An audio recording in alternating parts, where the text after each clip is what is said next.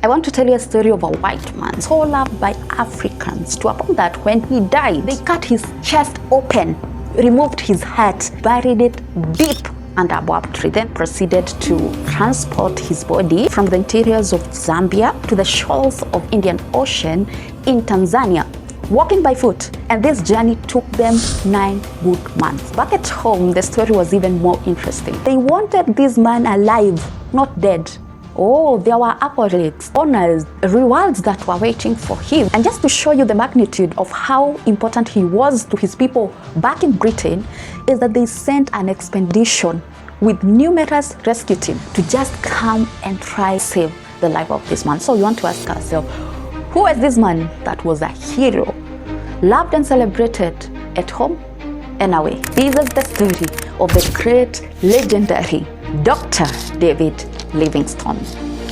Probably you have heard about him in your history classes, but I kind of don't like that dimension that they portray, not because it's wrong. They just present him as this quiet explorer that was able to discover Victoria Falls and other landmarks in the interior of Africa, and they miss a very crucial detail. More to that, was a radical minister of the gospel, a person that so loved Jesus, and everything that he did was for him. He wasn't driven by fame and medals that he was receiving back at home. His pursuit, his mandate, his heart, his burden was to see Africa liberated by the gospel of Jesus Christ. Now, where did everything start? Livingstone is born in Scotland, and he is not privileged to come from a wealthy family. So he has to work himself up. And at the age of 10, he started going to the factories. They were able to save quite a good amount of money that sent him to school, and eventually he found himself in a university where he studied medicine. He was not just an ordinary doctor.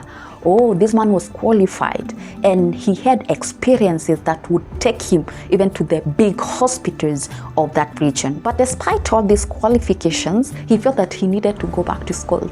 Not to study another branch of medicine or something, no, to do theology. He thought that his education had a purpose to serve. So he ended up learning Greek and Latin so that he could effectively understand the scriptures. I'd be lying to you if I told you that he decided to become a doctor in these big hospitals in the city. He chose to be a missionary. Oh yeah, he wanted to preach the gospel with every knowledge that he had received, and his initial thought was to go to China, but the war broke out. So as he was wondering now how to restructure his ministry, how he would execute his missionary pursuit, he met this friend that was a missionary in South Africa. He taught him about the smoke of 1,000 villages in Africa where Christ was never heard. And that thing really troubled him. Even beyond troubling him, there came a burden. He wanted to go to the interior of Africa and proclaim the gospel of Jesus Christ. Now, this is another amazing journey, because with that passion, with that drive, with that conviction, you'd expect that his results in terms of the souls that comes to Jesus would be many. But 1 year passed, 2 years passed, no soul that was converted. And you know, for missionaries or even evangelists, they measure their success with the souls that they are able to convert. But for Livingstone, despite leaving everything and following this course, no soul at 2 years was able to be converted. Actually, at one point when he was trying to advance to go reach to people who are more interior, he was attacked by a lion, something that injured his arm, an injury that affected his mobility until he died. But after 2 years, no soul had even been converted. But here came the light after 2 years. One chief was converted now. A chief is a very influential person in the village. Probably he saw it as a door now to win more other people. But as we know it today, that was the only soul that he was directly able to convert. And he said he was not even sure that he was born again, because this chief was struggling with polygamy. And mind you, this was not the first time that he experienced what we would call failure in ministry. When he was doing his practice in theological school, at one point he went to preach. Standing before a congregation with a prepared sermon, he forgot everything. I'm telling you, that man was so embarrassed. He tried to think. Nothing was coming to his head. Then he announced to the congregation, I've forgotten everything. And he walked out of the church, and it was a very humiliating season. Now comes this time where he has stayed for 2 years, no soul converted, and now the one that seems to have accepted Christ and is like to be the door to others is struggling to become a Christian. So that was his journey. When he was going through all this, of course, he was weighed down as a man. You know, this is your ambition, this is your pursuit, this is where your heart is. And even instead of going back home, he decided to write a journal as a prophetic word to the future generation. This is what he said. Actually, I had this from the great Reinhard Bonnke. I'm just paraphrasing that. As we preach now, everything is gloomy. There seems to be no or little sense of light. But he said one thing, that a day is coming at the preaching of one sermon, souls will be converted. When that day comes, let those people never forget the watchmen of the night that labored when everything was gloomy. Then he proceeded to say that he's just a pathfinder, charting a way for the next generation. Now, as we speak, you have seen different gospel crusades, including that of Reinhard Bonnke that I just mentioned, where people are filling stadium. But I'm telling you, they are living in a prophetic moment. Words that were spoken by a man that he labored so much. He was attacked by a lion. He went through a lot of things with no result. Yet people who are not paying as much price are getting the reward. This clearly reminds me of scripture where it says that some labored, but you have entered into their labors. And that's what is happening across Africa. So that was a very defining moment for the great Dr. Livingstone. And he felt instead of giving up and going back to Europe, let me just look for another strategy, another approach to preach the gospel. When he was in the interior of Africa, he witnessed something so horrible, very devastating, because it took the dignity of these innocent Africans, killed 10 of thousands. It was at the moment when East African slave trade was booming. Now these chiefs would raid to the villages, capture the people, sell them to Swahili Arab traders, and they were taken to the coastal region and part of Asia to work as slaves. So Livingstone had witnessed all this. And by the way, I need to mention something.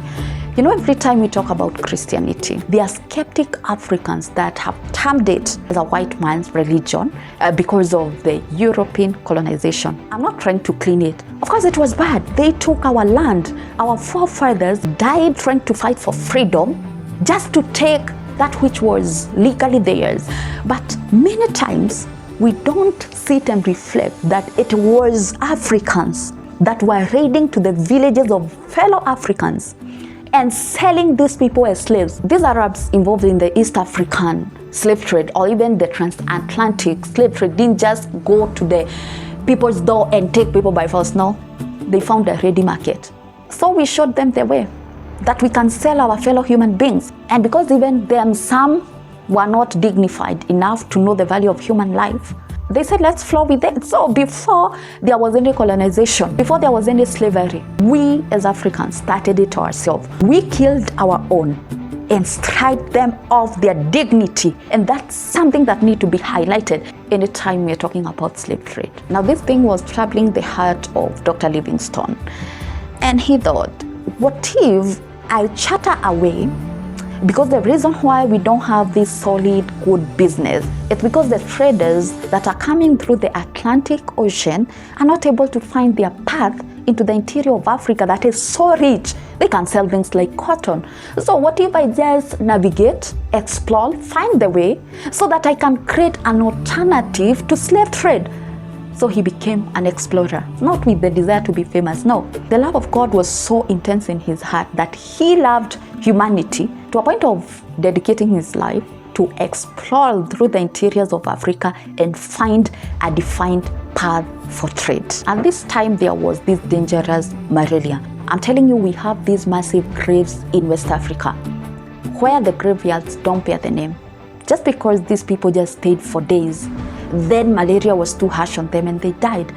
So their graves are marked with the days they stayed before they died. I'm telling you, before there was corruption of colonization, there were people who are pure, who are dedicated to bring light to the continent of Africa. So that thing of them falling and dying troubled him. And because he had a background in medicine, finally he was able to come up with a formula to treat this horrible disease. And now, from that time henceforth, his mission was summarized with these three things: Christianity, commerce, and civilization. Now let's come to his expedition, how he was able to navigate and explore Africa.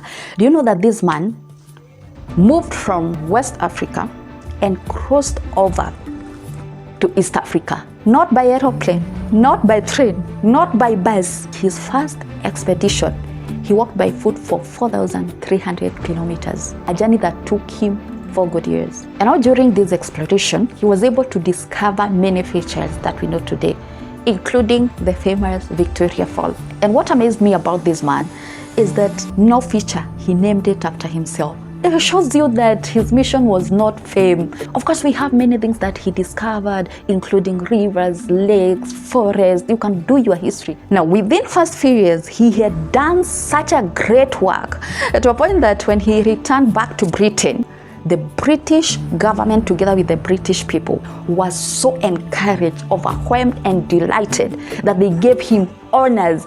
And many said, "We are going to fund you." Not only the government, even the private institution, they were willing to fund him so that he can continue with the exploration journey. He was so good at it. And now, he had influence, he had attention, he had taken the heart of the British government and the British people. And it was the time to strike the chord, to relay the burden that was so intense in his heart. That is bringing an end to this ruthless, dehumanizing Swahili Arab East African slave trade.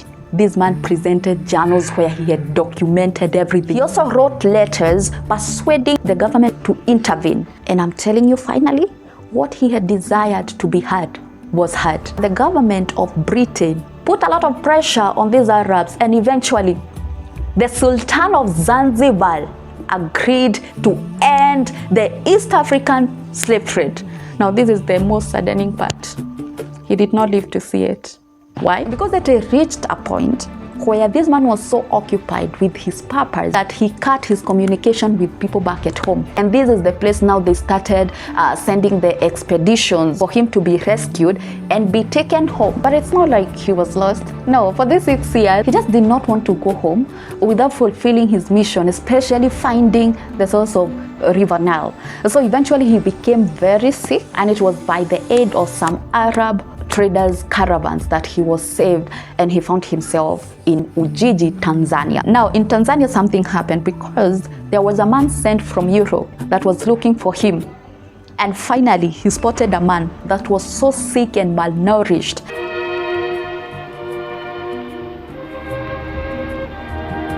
Dr. Livingstone, I presume. Yes. Thank God, Doctor, I've been permitted to see. I'm thankful that I'm here to welcome you, Mr. Stanley. Mr. Stanley. So he pleaded with him to go back home because the government and people of Britain so longed to see him and to celebrate him and to honor him because he was a hero. But Dr. David Livingstone was like, no, I'm not going home. My heart is in Africa. So what he went with were these letters and journals pleading for the intervention for the end of the slave trade. Even though he was sick, he continued with the journey until he found himself in Zambia, where his body could not carry the assignment anymore.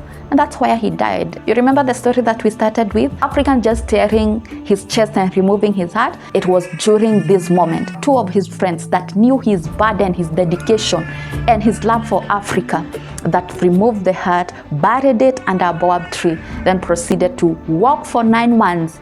That is 2,400 kilometers from the interiors of Zambia to the coastal region of Tanzania so that they could take the body back home. Of course, receiving the body, those people were so much affected.